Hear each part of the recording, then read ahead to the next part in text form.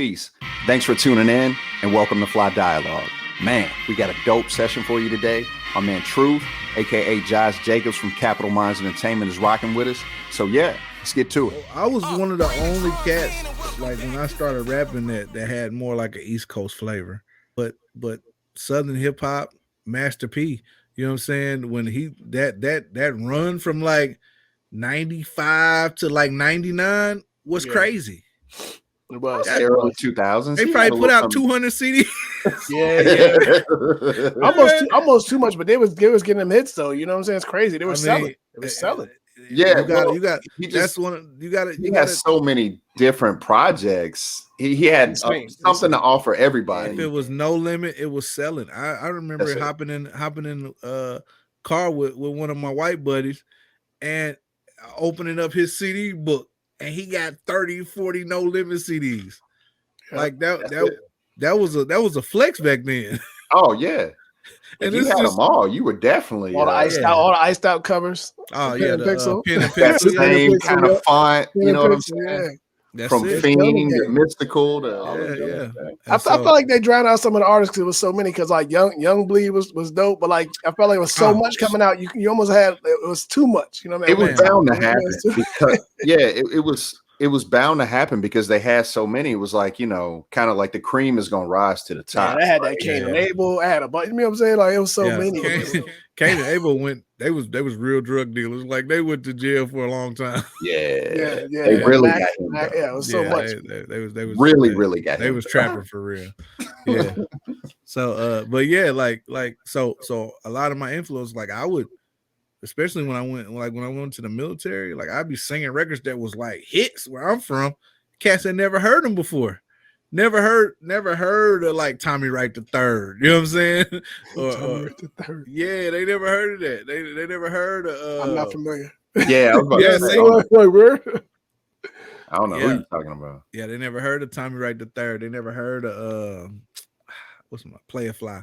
Player Fly. Yeah, we was out there. We was out there. So I mean, I got Crown in me in my headphones. They're like, bro, what are you listening to? Yeah.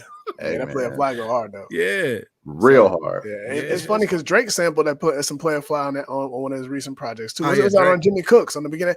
Yeah, you know, because he had the family connection. But I thought it was, you know, man, Memphis, man. When I moved down from Jersey, it was 98, man. And I was like, I went to a party. I was like, bro, what is this, man? It was, you know, that sound is so different, man. It was dark. I lived in Knoxville. I went to school in Knoxville, but you know, a lot of our friends were from Memphis, and you know, and eventually, of course, I went to Memphis and visited a lot more after I moved to Nashville. I mean, my family's from the East Coast, from like Portsmouth, Norfolk, Virginia, and my dad's from Selma, Alabama. Okay. So I would get a lot of Southern influence from my family. If I went down to you know, Selma like in like 91. And 92 or something like that, my cousin was playing Pocket Full of Stones, and I was listening to Ball and G and all that. So, you know, when I was in high school, like I had all that stuff. I was picking up those albums, you know, and that was something different, you know, from where I was from. Not everybody was listening to that, you know. Listen, the first time I heard Pocket Full of Stones, it was like when white people hear the Beatles, bro. I was like, what is this? Yeah, this is the best shit I ever heard in my life. Man, he played I Feel Like I'm the One That's Doing Dope. And I was like, bro, what is this? You know, that song's that whole album, you know, it's the whole Too Hard to Swallow project. I mean, the freaking classic. I first heard it on the Minister Society soundtrack. Yeah, I remember that. I remember that. Yeah, Pocket Full of Stones is definitely on the Minister Society soundtrack for sure. Yeah, they introduced a lot of us to West Coast artists. What they had Spice One had a joint on there, right? Nigga Got No Heart. Trigger Got No Heart. Yeah. It was quite a bit on that. Man. Oh man, I copped that MCA album, but that was CM because of that. You know what I'm saying? They had Menace or Straight Up Menace. Yeah, Straight Up Menace had All for the Money was on that project. All for the Money, which was my joint. Yeah, we're doing. Spice One turn. Got that Tyrone Davis sample, bro. That's what that is. That's just banging, man. Oh, that was my one. Spice One had a teacher calling my mama, dog. I tried to bargain with her. I'm like, please don't call this lady. Yeah, Spice One was hard, bro. Teacher, please don't call this lady, man. I'm in school, running through the hall, singing. I'm running up out the crack house, out the crack. so much, man. Yeah, it was too much.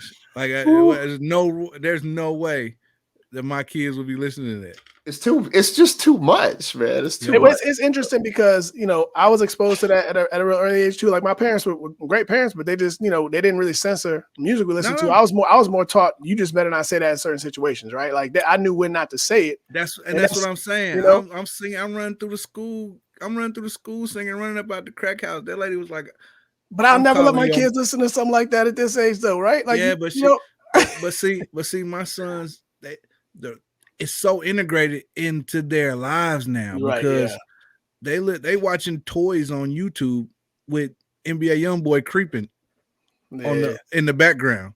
Yeah, and the gritty dance is tied to that song. So absolutely, it's so. And I never listened to the record, but he was like, "Can I play the NBA YoungBoy record?" And I know NBA YoungBoy kind of wild, right? So we listening to the record. And it's not as blatant as it was when we was younger. Like it's kind of mass, but he's really just talking about walking up to somebody and gunning them down. I'm like, hey, bro, this is a little raw. My son, he got no clue what he's talking about. Right. He had no clue what dude was talking about. And so in my head, I'm like, I'm not gonna break it down for him, but like, bro, this ain't appropriate. Yeah, you just gotta tell him like this ain't appropriate. Like, you know what I'm saying? So, that's literally one of Knox's like favorite things when he'll walk up to the, you know, me and Tanya will be watching something. He'll be like, "Hey, is this appropriate?" Like, literally.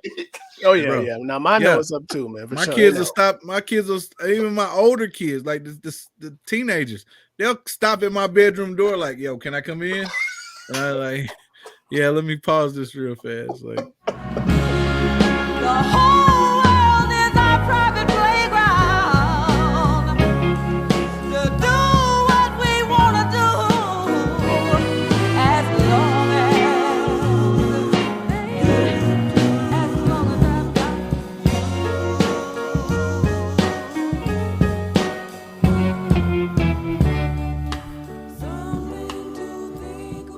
It's so crazy, Kev, man. Like, man, this dude was teaching. So where I was living, Buena Vista. So I was on the north side, equidistant to where you were on the south side. So Kev used to live over there, like Mercy Lounge. Okay, yeah. It was like some spots right by Mercy Lounge. I'm just over on the other side of downtown in Buena Vista. Right. Rosa Parks, right? It's still wild, man. When I lived in the city, man, I was off 8th and Lafayette in 03, and it was like nobody lived in the city. Now there's so much living downtown. But when I would go out like Jefferson, because I was always over near where Joe Johnston was and stuff, hitting up Platinum Bound, and you know, like, and then be over at TSU, running over to little sneaker spots. Yeah, I mean, it was all still wild, man. Like it was not it's changed. I haven't been there in a minute, but I know. I ain't gonna lie, I love Buena Vista. Like I love that school. That was a fantastic place. You could, like, the teachers loved those kids. like it was beautiful. I did a reading clinics over there. So I would pull, 2 or 3 kids at a time and just work with them on reading, like 2 or 3 times a week. And that was a great time. So were you teaching full time, or just more like you were doing a program kind of on contract with them? Or? Actually, at that time I was running a resource center for family for because I was in the classroom and I was like, man, these kids got so many barriers preventing them from learning or preventing them from getting to school. Like, how can I work in a space to kind of help remove some of those barriers? So I was working at a family resource center. Inside the school, I was a director, and basically my job was just to eliminate barriers for kids. If they needed school clothes, I'm familiar with that job. Yeah. That's cool. I've seen that happen like a little more often now. Certain schools are doing that. Yeah, for sure. But it just got to the point to where, like, man, I am emotionally drained because parents come in and you listening to everything. You got to hear everything, all the issues, and then you got to try to find help for them. And so, it's a lot. Everyone has that one family member that simply makes you feel good. For Amarian and Heather Lee, it was their Aunt Deborah. To celebrate her, the Lees created Aunt Deborah's Favorites, products that make you feel good and appeal to your 5 senses, such as scented shea butters, candles, foam soaps, and more. FlyDialogue is proud to partner with Aunt Deborah's Favorites, so be sure to visit their website. That's AuntDebFaves.com. Buy one of their gift boxes and share it with someone that makes you feel good, just like Aunt Deborah.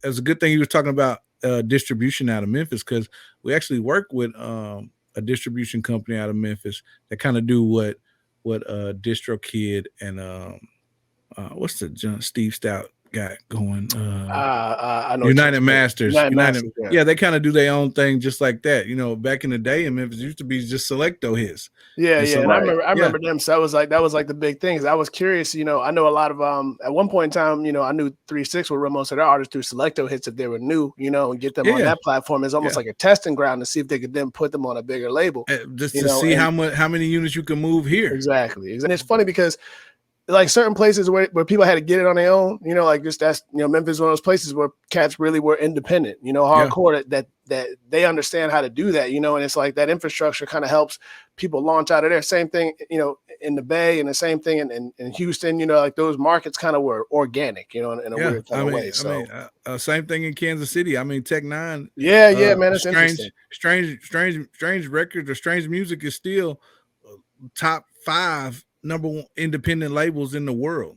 What's crazy is, man, I heard him on an interview where he said that he got a lot of game from ICP, specifically because he said, ICP, like, you know, it's certain people. Like I remember hearing, like, you know, Luke Skywalker was a guy who I interviewed DJ Toomp one time, and that guy is like incredible. I mean, he's one of my favorite. But he was talking about how, you know, Luke and them used to press their own vinyl, and that's what ICP does. Like they do everything in-house.